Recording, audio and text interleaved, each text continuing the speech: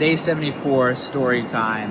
After hiking up the mountain in Popingo, I hiked back down to the village and then started hitchhiking to the other places I wanted to see in Popingo. Some rock pools and then to this gorge. But it took me a while to hitchhike as there weren't many people on the roads up in the mountains. So by the time I got to the gorge, I was running out of sunlight, but I still went down a little bit to check it out, came back up to the small little village, and then tried to start hitchhiking.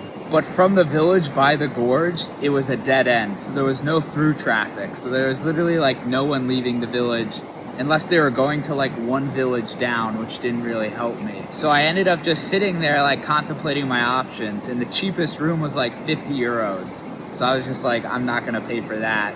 There was sort of like a little park, even though it's a village with like 15 houses, there was still like a little park.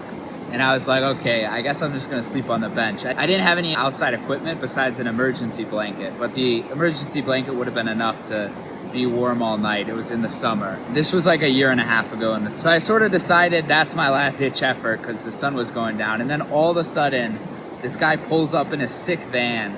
Just something really different that you don't really see people van lifing in this type of van a lot of the time. And he just pulls up, I compliment his van, and we get to chatting. He passes me a beer, and I told him what I had done there in Popingo and that I was trying to hitchhike down and hadn't found anything, and that I'd probably just sleep on the bench. At the end of the night, once the sun goes down, he's just like, all right, you can come sleep in my van. There was like a bottom part of the van, and then the top opened up. And so there's like two places you can sleep, so that was really convenient. Of course, why not? It's a lot better than the park bench. And then the next morning we just had breakfast, great view and great person, and we went to Albania the next day, which is where I needed to go. I wanted to go to Albania after Popingo, and he was already going there to Gjokastër. So we went there together, did a couple things like the castle before we parted ways. So yeah, he was really nice and reinforced my idea of wanting to do van life in Europe and in America. So yeah, I'm definitely gonna do that one day.